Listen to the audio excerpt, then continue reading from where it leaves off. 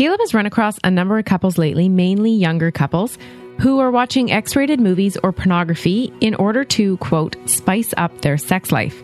So it's not uncommon in our world to think that pornography has something to offer your marriage. But today, we're going to take a look at what the research says porn really does for, or more precisely, to your marriage. The Marriage Podcast for Smart People is designed to help busy couples like yourselves move away from conflict and unhappiness to build a marriage you'll love today and treasure for a lifetime. This podcast is made possible by listeners like you. Learn how you can help save marriages, prevent divorces, and keep families intact by going to oyf.support. Once again, that website is oyf.support. And now, here are your hosts, Caleb and Valinda Simone Gandel from Only You Forever. Welcome to the Marriage Podcast for Smart People. If you want to build a thriving, passionate marriage, we've got the research, the truth, and the answers you're looking for. We have a myth buster for you this week. This is episode number 163. And today we're going to be talking about how pornography impacts marriages. Hey, everybody. Before we get started, if you missed last week's episode, we discussed why you keep misinterpreting your spouse. Mm-hmm. And we all kind of do that. Yeah.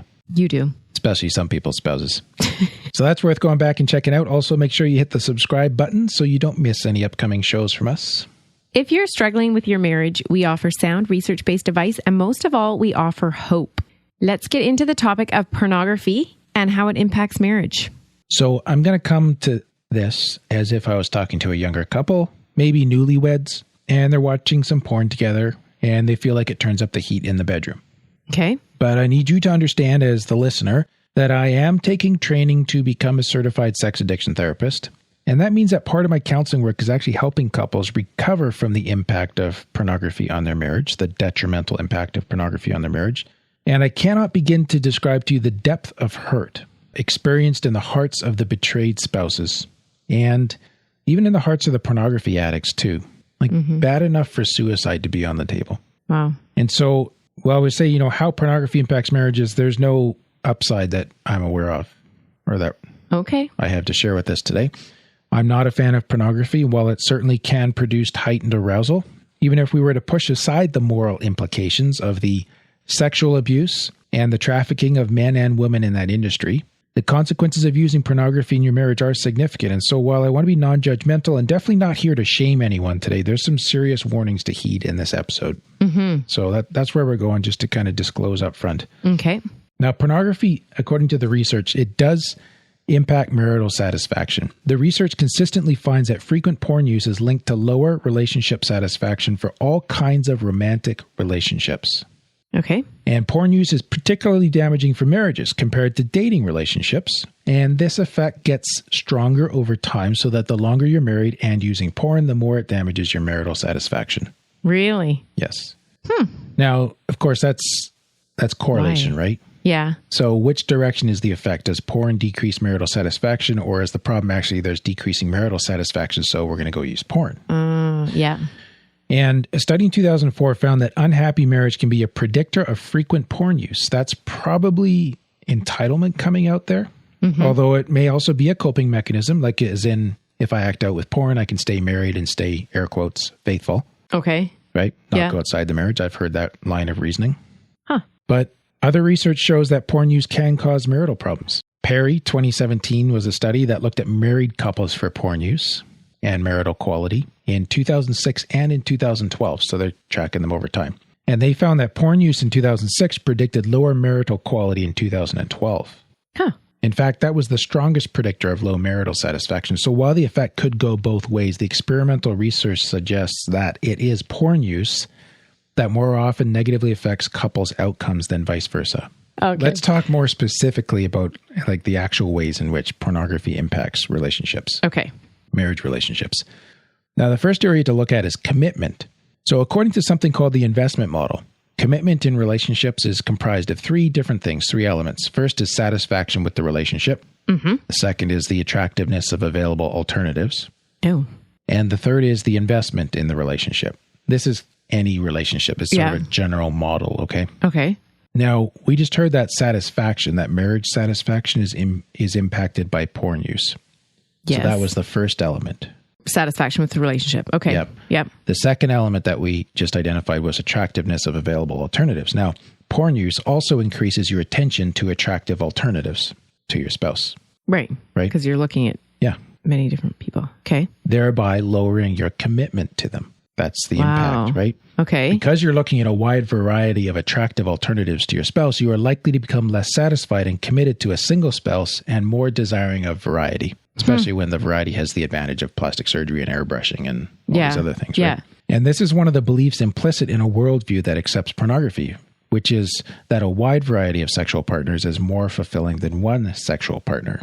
Okay. So that's the worldview that accepts pornography. Yeah. Okay. So just kind of follow me down this trail here for a moment. So even if you consider yourself faithfully married and you consume porn just to spice things up, you are by virtue of your actions also implicitly agreeing that being involved in other people's sexual activities is necessary to provide greater sexual fulfillment in your own marriage. Okay. Because you're saying what we have between us is not enough. We need to get involved in other people's sexual activities too. Right. Okay. In order for this to be more fulfilling, to be better. Yeah. And I really want to challenge people on this. Like, if you believe that sex is purely an animalistic urge, like hunger, and that it's not related to the intimacy of body, soul, and spirit between two people, where they're joined and become one, then that animalistic urge really has no boundaries. Like, you really don't have any sacredness of marriage. There's no point talking about that. Okay. But if you're listening to us today because you believe marriage is the ideal place for two people to become profoundly intimate, which is the journey of a lifetime, and includes emotional, spiritual, and sexual intimacy, then pornography use has no place in that paradigm. Mm-hmm. It just doesn't belong. So you either got to choose one or the other. You can't have both. They're exclusive. Okay. Because when you use porn, you're saying that the two of you is not enough to create the best version of intimacy. Huh. Right? Okay. Which in turn, probably, if I could just give you a suggestion of where to start thinking about this, if you want to sort of kind of reflect on this, right? Is probably pointing you to the fact that you're not comfortable with yourselves. So there's probably in there a fundamental disacceptance or unacceptance of who you are, of one or both of you, either interpersonally, i.e. what's between you, or intrapersonally, which is what is within you. And you're using pornography as a coping mechanism to distract from this reality. So there's some discomfort. You're coping your way out of that with pornography, right? Now, think about what marriage is for. Marriage is a crucible for personal growth. So if you take your coping mechanism out, which is what I'm challenging you to do, you have to deal with what's in front of you or inside you. That might be hard for people. Yes. But I think it's a good thing, even though it might be painful. Yeah. It's a worthy thing. Yeah. Because you will grow. You will be sanctified through confronting rather than coping. But the porn is preventing this growth from happening. And in doing so, you're really selling yourself short on creating a soulmate marriage. Ooh. That's interesting.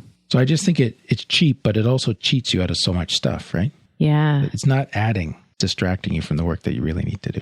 Huh.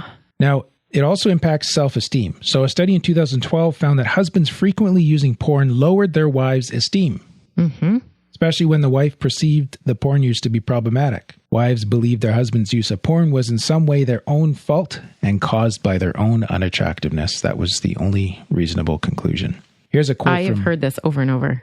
Yeah. Here's a quote from the study.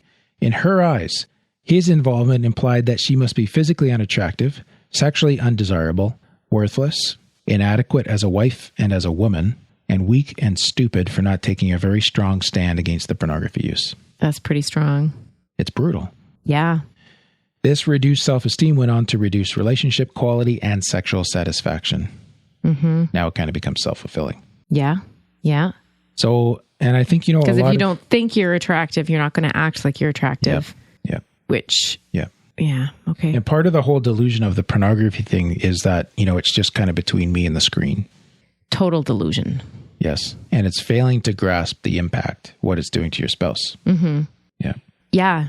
And this is like a long-term thing. There are long-term consequences, you mean? Or yeah. Like even if the guy stops looking at porn.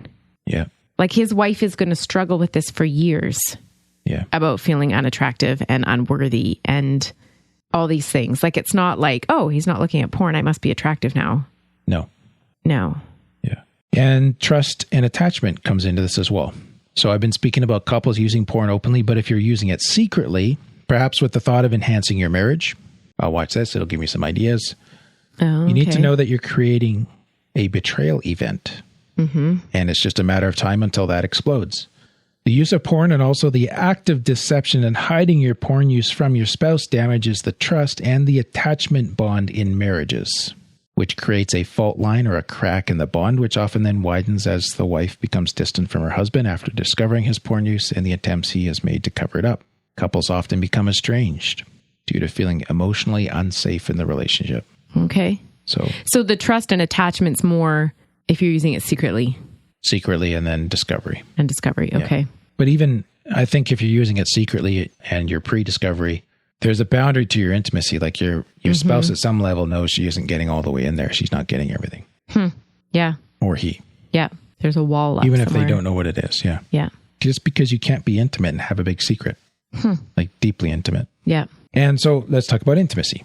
Okay. So high porn use lowers intimacy between couples. It lowers perceived closeness. And especially for women whose husbands are problematic porn users. No surprise there. Discovering their husband's porn use changes their view of their relationship, often leaving women feeling betrayed and thinking that their husbands are no longer interested in them sexually or invested in their relationship. And it also changes not only the view of the relationship, but the view of their husband, reducing their respect for him and seeing him as selfish and objectifying of women. Interesting. Yeah. Which is not going to lead you to want to be close to that person. No. And then, at that point, it's another like self-fulfilling prophecy. Yeah. Downward spiral. So if you find yourself trapped in pornography and you're looking for a way out, we have a special supplement to today's show called Preventing the Cycle of Addiction. This guide will help you understand why it is so hard to break free and what your first steps toward recovery are. You can get this by becoming a patron of the Marriage Podcast for smart people. Having trouble talking today. Getting my words wixed. And we'll just take a quick 60-second break to tell you more about that. What happens when the fairy tale marriage meets reality? Too often, high expectations lead to disappointment, communication breaks down, and the struggles of day-to-day life become overwhelming, leaving you feeling lost and without hope. Unfortunately, marriage does not come with an instruction manual. Marriage troubles are deeply personal and can take a toll on you, your spouse, and your family. Counseling can be expensive and divorce is very costly. It doesn't have to be this way. Caleb and Valinda understand your pain and frustration. Their mission is to help save as many marriages as possible, and to date, thousands of couples are helped through their weekly podcast. But the most important marriage they want to help save is yours. With a minimum of a $10 investment a month, you gain access to exclusive bonus content and valuable information to help you succeed in your own marriage. Learn more about saving marriages and how you can help at oyf.support. That's oyf.support. You're listening to the Marriage Podcast for smart people. Before the break, we were talking about the effects on self-esteem, trust, and intimacy. So let's also look at some high-level research on other ways that pornography impacts marriage. Okay. It influences stability and infidelity. So due to the fact that porn use erodes commitment by increasing the amount of attention paid to potential alternative partners, high porn use is linked to lower relationship stability and higher rates of infidelity. This is a study from 2012. Okay. I see this, it's kind of like you're opening a window in your mind that eventually opens doors in your life to things that you never thought you would do. Do you find that like dealing with porn addicts? Well, let me put it this way. So let me call it, there's a lot of, I'm not saying that every porn addict becomes, I was going to say unfaithful, but he's already unfaithful. Do you know what I mean? Like not actually literally goes out and finds other sex partners. Okay. But this is fuel on the fire of infidelity and or sex addiction. It exacerbates it for sure. Okay. That's a well-known, well-established reality. Frequent porn users, like they're already, in some way, they're getting sexual fulfillment from sources other than their spouse. Yeah. So it follows from that they might have the idea that, or that it's easier then for them to accept the idea of sex outside of marriage because they're already getting sex outside their marriage. If I can put it that way, right? So a study in 2014 found that viewing internet porn or X-rated movies predicted both extramarital affairs and divorce. Wow. Even when couples only watch porn together as part of their joint sexual activity, like if they're both doing this together, the rates of infidelity are higher than for couples who never watch porn. Wow. That's Maddox et al. 2011. If you want to see these studies and the references to them, they're on our site. So even making this a joint activity is risky, right? Right. It's not just spicing it up for that occasion. No, this is eroding. Yep. You're opening yourselves up to something maybe much bigger than what you want to. Yeah. Yep. So not only that, but let's confront this idea that watching pornography can spice up our sex life, that it has something to add. Okay. So sexual satisfaction is damaged by pornography consumption. Listen to these studies. Male porn use is negatively linked to sexual satisfaction for both husbands and wives. That's from a study 2016. 20,000. That's a long time.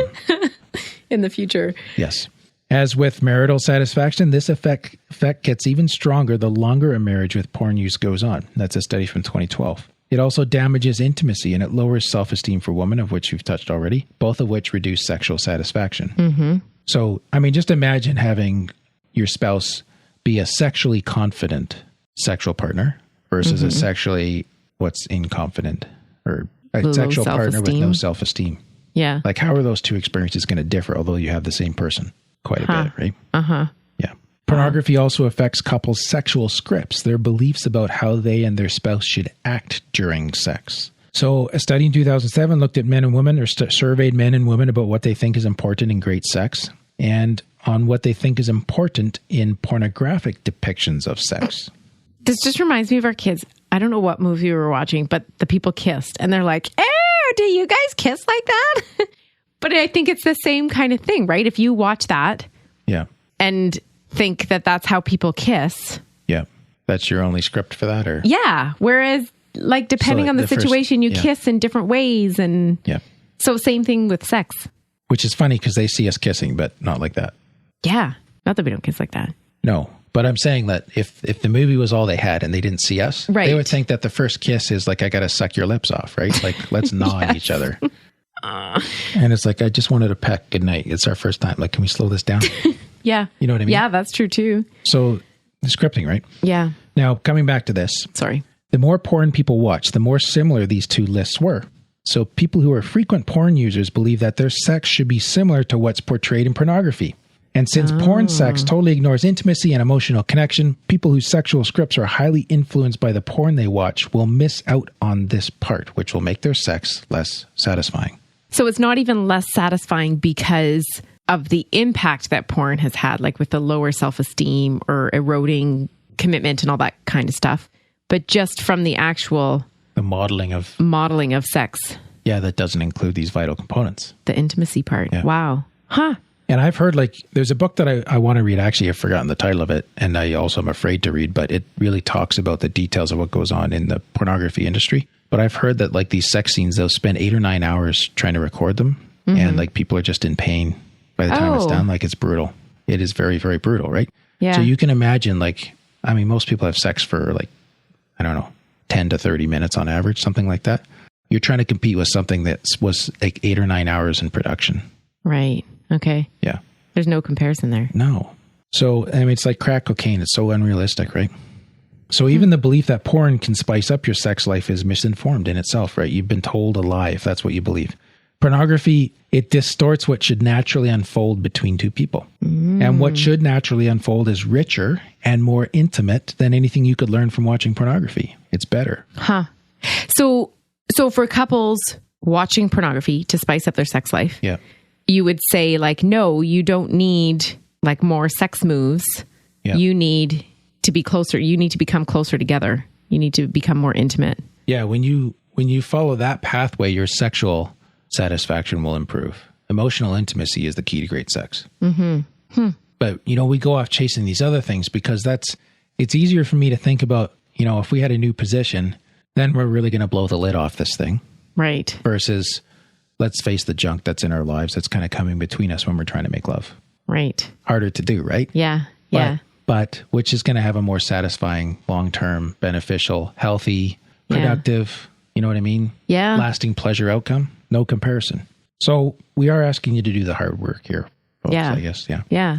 Not only that, of course, because of the pornography industry and the people you're competing with, you can experience dissatisfaction with your spouse or with yourself. Right. You can't perform like those people. You can't look like those people. You can't look like them. So you can't match appearance. You can't match performance. You can't match the level of displayed affection because it's put on. Like, you just can't even compete in terms of acting, right? Yeah. Like, you think about the fact that these are actors, right? If you watch a martial arts movie, which you would never do. No. But if you watch a martial arts movie or an action movie where there's some amazing driving or the guy's busting out some moves while, shooting people and beating bad guys up and all this stuff, you know that you can't drive like that or fight like that. Right. You know what I mean? That's a stuntman that's doing that. Right. And that's okay. So the hero lives on the screen. Yeah. But with pornography, you watch that, which are still actors, stuntmen, if you will, and you're trying to reproduce that in your own bedroom or expecting your spouse to. Oh, You know what I mean? That's absurd, right? It's not possible in real life. You're chasing something that's not real. Huh. Okay. Does that make sense? Yeah. Yeah, it does. Now, Never also, thought of that. Sorry, babe. I never thought of that before about like the performance part. Yeah. And you also need to know that porn in marriage, it impacts men and women differently. So most of the negative effects of porn use in marriage come from the husband's porn use. And the male porn use reduces the husband's sexual satisfaction by creating unrealistic expectations. Mm-hmm. Ties back to that acting bit and the attractive alternatives part.